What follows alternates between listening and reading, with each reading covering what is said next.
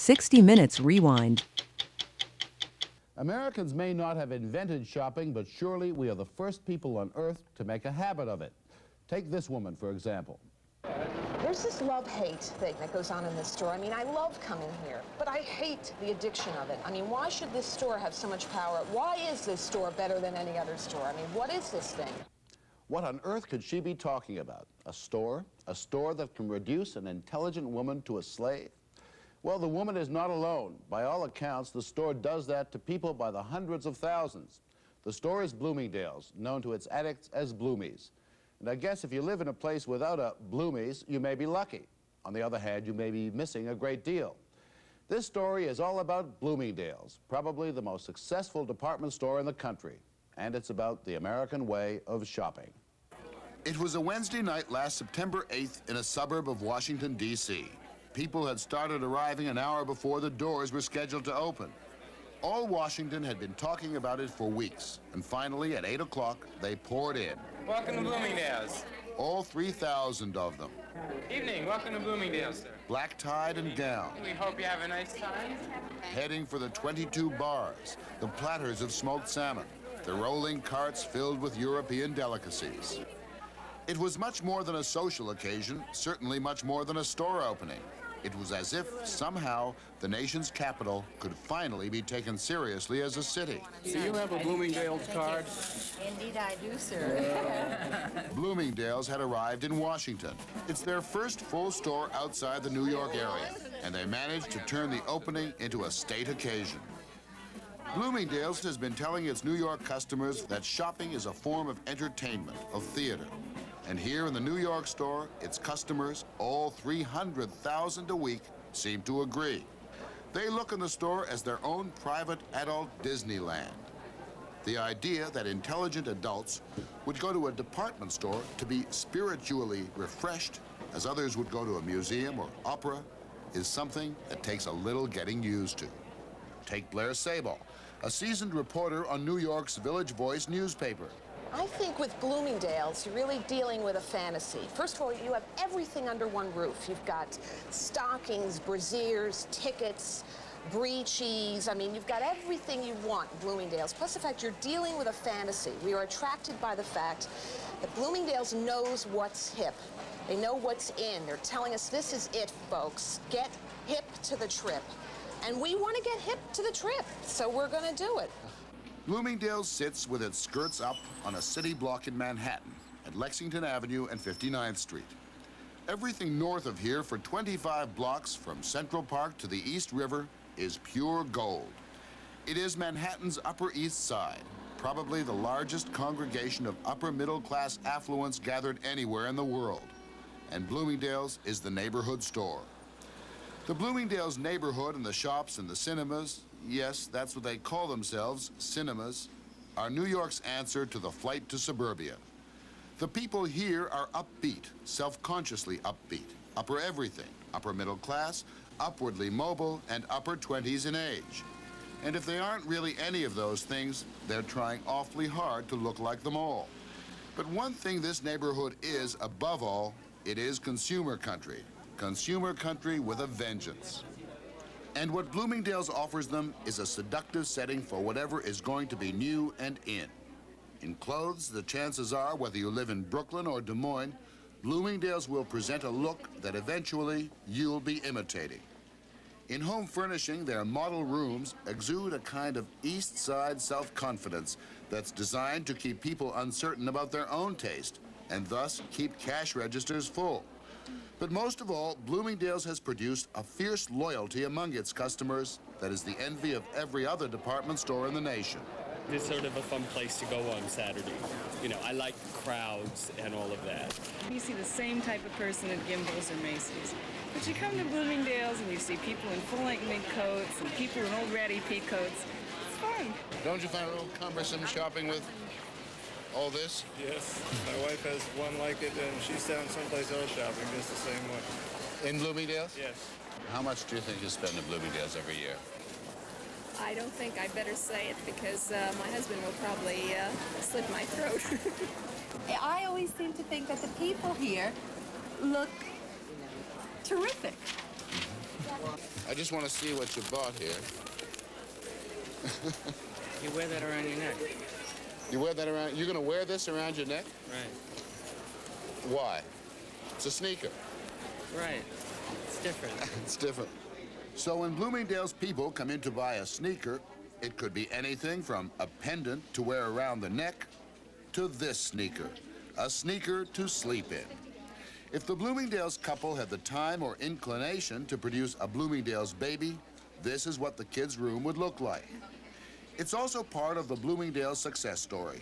Go in to buy a Mickey Mouse nightlight for your child's room, and you come home with a $450 sneaker bed. When you go through the model rooms in Bloomingdale's, there's something intimidating about those rooms. They have a sneaker that you sleep in. Now, normally you would look at the sneaker and you'd say, well, now, my God, who's going to sleep in a sneaker? But something about Bloomingdale's makes you think, I should be sleeping in that sneaker. I gotta sleep in that sneaker, and why not? When I was in Los Angeles, and I lived there for a year, it was very hard for me, number one, to live there because there was no Bloomingdale's, you see. And I found it very difficult because there was no center of consumer activity. And I had to come back to New York every 3 months to get my fix of Bloomingdale's. So it was very difficult, and I found out that, in fact, I had to move back to New York. This is terrible to say, because I had to live near Bloomingdale's. And I even found an apartment 2 blocks away. Now, that's pretty awful, so that I could be close to Bloomingdale's. So there are 2 things I really missed in LA, Bloomingdale's and my gynecologist, and I had to come back for that. That was one thing you couldn't get at Bloomingdale's. Could not get at Bloomingdale. They'll have that next year. Bloomingdale's is doing well enough without a gynecologist. These crowds were filmed well before the Christmas shopping season began. This is a routine day in the store. And though the firmly established grand old ladies of Fifth Avenue, like Saks and Lord & Taylor, might scoff at this nouveau riche upstart on 59th Street, they'd like to know the secret of its success. One of the secrets, we're told, is Bloomingdale's president, Marvin Traub. The trick, I guess, in a department store is how much money you can turn over in a square foot of floor space. One of the things that we do to take advantage of the floor space is at Christmas. We study all of our areas. On our 3rd floor, and what for most of the year is simply a walkway between 2 of the escalators, we put a cosmetic outpost to sell toiletries for Christmas. In 4 weeks, we expect to do somewhere between $50,000 and $60,000. We think that's a pretty good return on space. What's considered a good return? Well, many stores around the country do $90 to $125 a foot. We do somewhere in excess of $350 a foot in this downtown, which is, we're quite certain, the highest productivity of any store in the country. It's why we're so crowded when people come to shop. The reason for its success may lie in a quiet little homily of the retail business. Know your customer.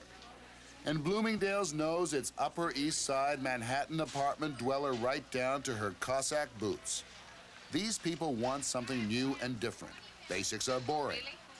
If you ask a saleswoman for white sheets in this place, she'd ask you which shade of white. But she'd rather show you these new Egyptian sheets inspired by the collection at the Metropolitan Museum of Art, complete with a display of priceless jewels from the museum. You won't find a refrigerator and freezer here, but these New Guinea ceremonial masks and shields have always been good sellers.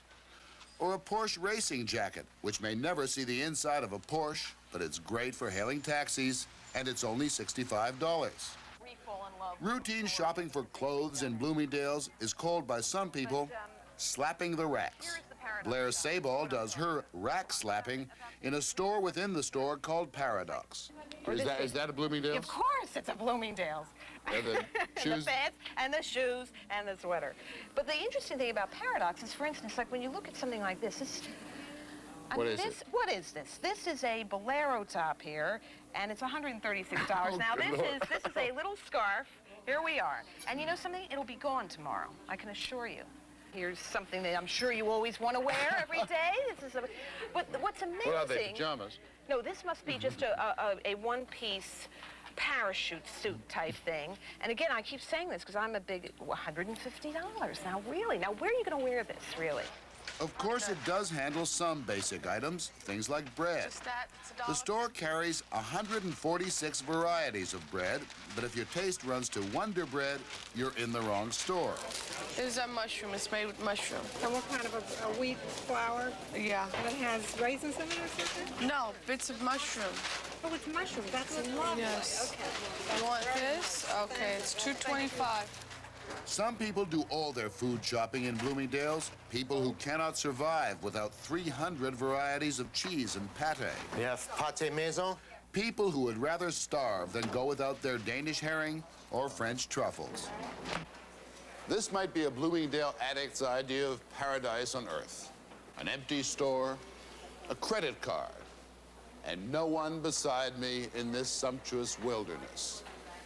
But alas, it's only a dream, or at least it's only a few minutes to opening time.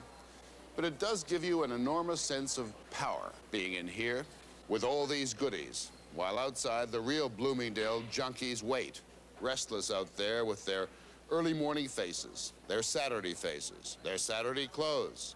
Saturday's generation, as Bloomingdale's calls them, waiting to come and pray at the many altars.